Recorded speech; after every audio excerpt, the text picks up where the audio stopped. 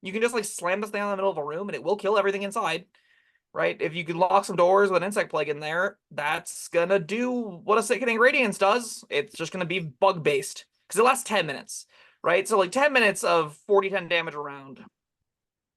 Yeah, if That's you a can lot keep of it going. damage.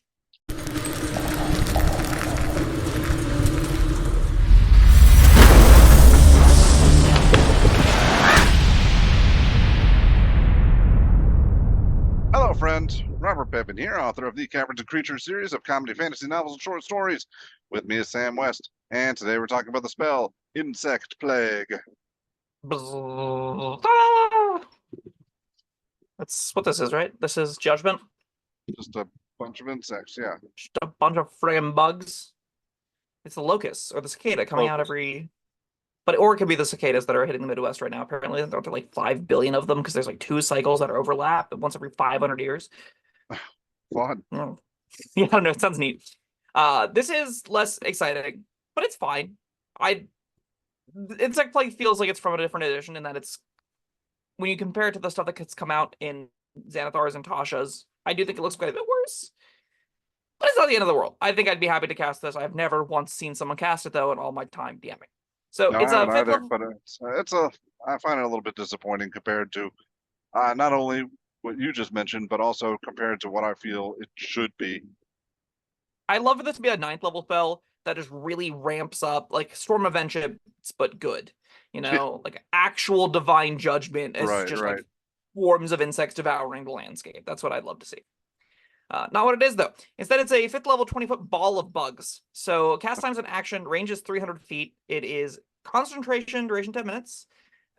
Swarming, biting locusts fill a 20-foot radius sphere centered on a point you choose within range. The sphere spreads around corners. The sphere remains for the duration, and its area is lightly obscured. The sphere's area is difficult terrain. When the sphere appears, each creature in it must make a Constitution saving throw. A creature takes 40 piercing damage on a failed save or half as much damage on a successful one. A creature must also make this saving throw when it enters the spell's area for the first time on a turn or ends its turn there.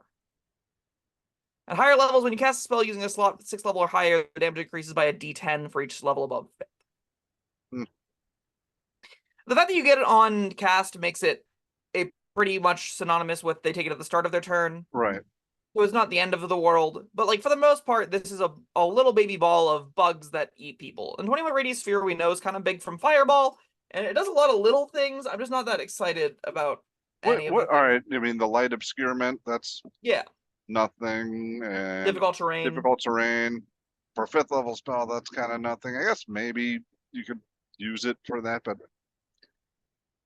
I don't know. That's like what I want. I want if somebody's got like bugs crawling all up in their armor and stuff. I want some disadvantages thrown in there or something, you know. I'd love if they made this like a bigger version and a better version of Infestation, right? Where Yeah, Infestation has you like moving wildly because you're squirming as all the bugs are right. on you. That seems like it could be good. I also think this would benefit from having that weird text that Blight has where it does bonus damage to plants, Sure. right? That's gonna be a cute little way to make this thing a little bit more interesting. For those at And home, like lightly obscured, if the rules perspective, all it does is impose disadvantage on wisdom perception checks that rely on sight and nothing else. So it's not particularly useful in combat, but it's a thing you're allowed to do. Just getting covering our bases. something else It's I think it should do that it doesn't is you should be able to move it. I mean, these are bugs, so you can move other things. Of anything that you could be able to move, it should be this, you know? Yeah, again, like it feels like if they release this later, it would do some amount of all the things we're talking about, right? Right. Those are the kind of the features we've come to expect of these area effect spells. Is they're either movable or they do damage at the start of their turn and not on cast, and you can do some nifty stuff with them. They do bonuses to stuff, not just a little damaging sphere. I mean, as far as damaging spheres go, if you don't have the room to set up spike growth or dealing with things that are in the air, I do think this is a decent countermeasure in still somewhat enclosed spaces to do the push pull stuff, right? Because whenever a creature enters its turn for the first time, you can get this multiple times per round by like shoving something in, pulling it out, shoving it back in. You can get 8 to 10 damage out of your insect plague. You know, That's not nothing. That's a pretty neat little thing to do. And for a fifth level slot on Druid, I would expect that to happen a decent amount of the time. It's not like riveting. I don't even know how much better than it's a little bit better probably than spike growth. It's different, but it's uses the same kind of environmental push-pull tactics, and that can be fine, right? That can be something that But you spike growth, can they're see taking yourself damage upgrade. like for all movement within the spike growth. Yeah, spike growth more so pays off the movement itself and the distance Yeah. moved. This just wants you to have instances of something moving 5 feet, basically. Right. It wants you to push it in, pull it out, push it in, pull it out. Just 5 feet, 5 feet, 5 feet, 5 feet, 5 feet. It doesn't want you to be like drag 30 feet across, then drag 30 feet back. So there's less potential in going crazy with it. Yes.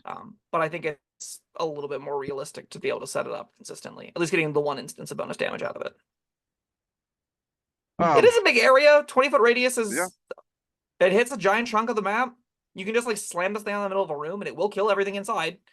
Right? If you can lock some doors with an insect plague in there, that's gonna do what a sickening radiance does. It's just gonna be bug based because it lasts 10 minutes, right? So like 10 minutes of 40-10 damage around. Yeah, That's a lot keep of it going. damage. And all right, I will say the difficult terrain becomes a little more meaningful if you're able to use that to keep people in this thing. Yeah, it'll often force dashes, and forcing dashes is decent, right? There's something with 30 feet speed at the center of this has to dash to get out of it, and it will have taken the 40-10 damage, so you're kind of getting like 40-10 damage on a bunch of things, which is a little bit more than half of fireball damage, which is fine. And then you also get to eat their actions, which is fine. It just is never like And none of these are things I can get elsewhere. all right, how far? Say they're at the center. They got 30-foot moving speed. They dash to get out. How far out of it are they getting? All right, so they spend their first move 15 feet going 15 feet through. They have 5 feet left of difficult terrain. They dash, they spend 10 feet to get to the exit, and then they have 20 feet remaining after. Okay, so they can get considerably far away from it. Just thinking if they could just get a little bit away from it, they're easy to shove back in there. I mean, there's also the realistic scenario where their back's to a wall or something, right? And they have to go 40 feet, and all of a sudden it's impossible to get out. There are going to be kind of circumstances you might be able to engineer to make this trickier. It does have a 300-foot cast range, so like you can do this from very far away. It's also a cleric spell, so like clerics don't necessarily have a lot of this kind of effect. So getting it on cleric, if you have druids that are all about the shoving stuff, if you want to set down a spike growth and then throw this on top of it, that's a really fun little zone of death. And you can do that with a cleric druid combo, right? Yeah, it's an interesting spell list selection. They've got cleric, druid, and sorcerer. You don't see that combination very often, especially not including wizard. Yeah, I honestly don't entirely get the sorcerer element of this. I don't know like either. why like maybe it's like divine birthright, but then you can just take it with divine soul anyway, which is that whole identity. But it's neither here nor there. All things considered, I think this is probably it does enough things that I'm comfortable giving it a 3. It's an area effect damage that does enough damage, that does enough conditional effect as far as like difficult terrain will eat actions. You'll put this down to both slow things approaching and damage them. I can see this being a real thing that you'll get some mileage out of in almost any encounter. It's just the competition has gotten steeper, which makes it less and less likely I think I'll ever see a cast. Yeah, it's an interesting pick for cleric. I want to like it on druid, except they got so much other crap they can concentrate on. And almost all of it's better. Sorcerer has a bunch of stuff going for it. Yeah, I really think this shines brightest on cleric. You're absolutely right. And it's still not great there. It's like fine. No. It's like, yeah, sure. Yeah, all that considered, 3 sounds about right. All right. Well, I guess that was insect plague. Thank you, Sam, and thank you everyone for joining us. Let us know your opinions on insect plague down in the comments below. Any other clever uses for this we didn't touch on? We always love to read your comments. Other than that, like, subscribe, hit all the buttons, and we'll see you next time. Goodbye.